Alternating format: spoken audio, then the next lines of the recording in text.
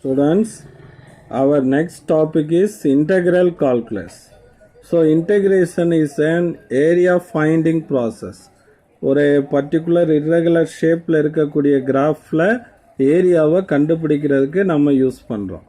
For example, here given a rectangular type box. Our simple a b minus a gives this length. And இது வந்து ஜீரோவா origin, இந்த இது வரைக்கும் உள்ள லென்த் வந்து இது இந்த சைடுடைய லென்த் கிடச்சிடும். அப்போ இது லென்த், இது பிரெத் அப்படின்னு வச்சுருந்தா area of the rectangle.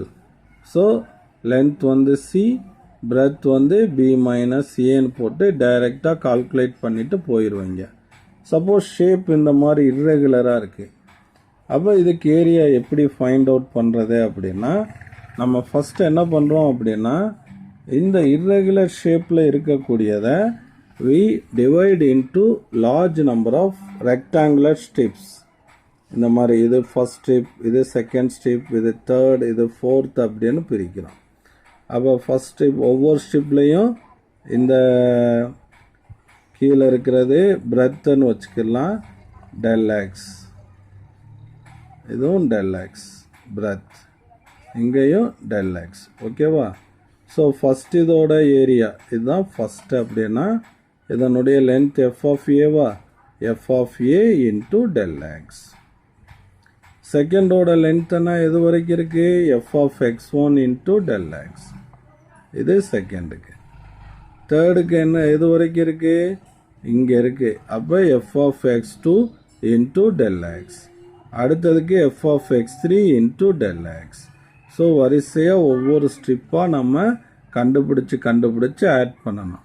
So add பண்ணும்போது பார்த்தீங்கன்னா ஃபஸ்ட் இதில் இவ்வளோ ஏரியா நம்ம கால்குலேட் பண்ண முடியாது, அடுத்து இவ்வளோ ஏரியா செகண்டில் கால்குலேட் பண்ண முடியாது, தேர்டில் இவ்வளோ ஏரியா கால்குலேட் பண்ண முடியாது, ஃபோர்த்தில் இவ்வளோ ஏரியா கால்குலேட் பண்ண முடியாது.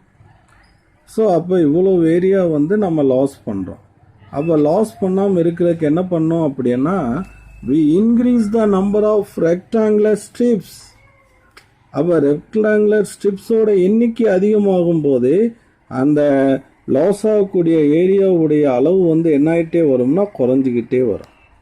If we increase the number of strips more, that is n tends to infinity, number of strips tends to infinity, then del x is tends to small, then we evaluate then whole area under the curve. In that case the summation is replaced by integration. அவ்வளோதான் students இதில் உள்ள relation. அப்போ இந்த ஏபிக்கு இடையில் உள்ள entire ஏரியாவை நம்ம calculate பண்ணலாம். ஸோ அப்போ சமேஷனை நம்ம தூக்கிட்டு இன்டகிரேஷன் அப்படிங்கிறத கொண்டு வர்றோம். ஸோ இன்டகிரேஷன், இன்டகிரல் அப்படிங்கிறதுடைய சிம்பல் இதுதான் இன்டகிரேஷன்.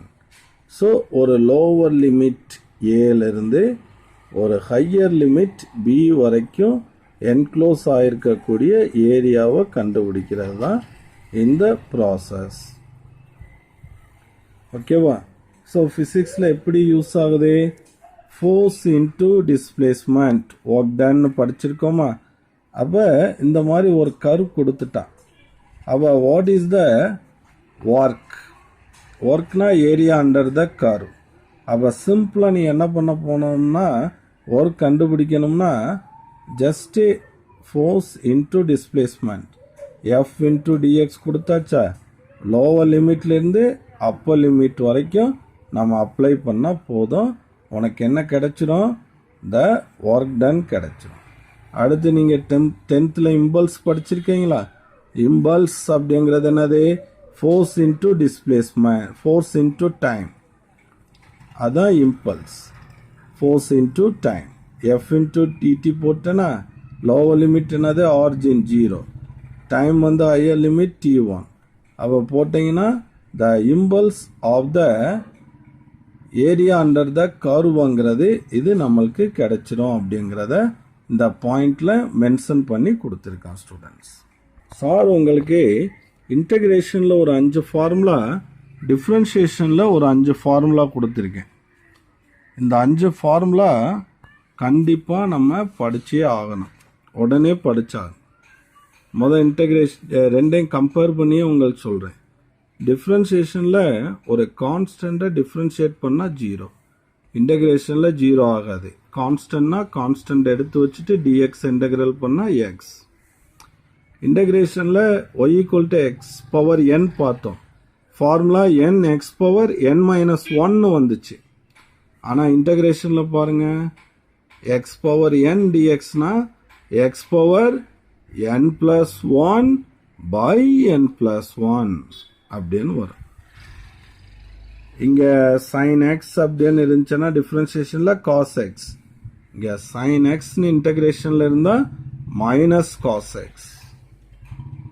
டிஃப்ரென்சியேஷனில் காஸ் எக்ஸ்னு இருந்துச்சுன்னா மைனஸ் சைன் எக்ஸ். இன்டகிரேஷனில் காஸ் எக்ஸ்னு இருந்துச்சுன்னா சைன் எக்ஸ். இது ரெண்டுக்கும் ஒரே மாதிரி தான். ஏபிங்கிறது இஸ் அ ஃபங்க்ஷன் ஆஃப் எக்ஸ்னா ஃபர்ஸ்ட் ஏவை எடுத்து வச்சுட்டு பியை டிஃப்ரென்ஷியேட் பண்ணுவோம். அடுத்து பியை எடுத்து வச்சுட்டு ஏயை டிஃப்ரென்ஷியேட் பண்ணுவோம். இங்கே அதே மாதிரி தான். ஏவை ஃபர்ஸ்ட் எடுத்து வச்சுட்டு பியை இன்டகிரல் பண்ணுறோம், பியை எடுத்து வச்சுட்டு ஏவை இன்டகிரல் பண்ணுறோம். டிஃப்ரென்ஷியேஷனில் பார்த்த மாதிரி இன்டகிரேஷனில் அந்த ஃபார்முலா வச்சு சில கணக்குகள் நான் உங்களுக்கு சொல்லி தரப்போகிறேன். இப்போ எக்ஸ் பவர் என் இருக்குது. அப்போ இதை இன்டகிரல் பண்ணுறீங்க. எக்ஸ் பவர் என் டிஎக்ஸ்னா சார் உங்களுக்கு ஃபார்முலா என்ன கொடுத்த இன்டகிரேஷனில் x n plus 1 by n plus 1. அதுவும் இதுவும் மாற்றிடக்கூடாது. ஓகேவா? இப்போ நான் சொல்கிறேன், எக்ஸ் ஸ்கொயரை இன்டகிரல் பண்ணேன். பவர் என்ன இருக்குது? 2ன்னு இருக்குது. என் வர இடத்துல 2 போடணும். X 2 + 1 by 2 + 1. அப்போ என்ன வரும்? X cube by 3. சப்போஸ் உனக்கு எக்ஸ் பவர் 5 டிஎக்ஸ் இன்டகிரல் பண்ணேன்.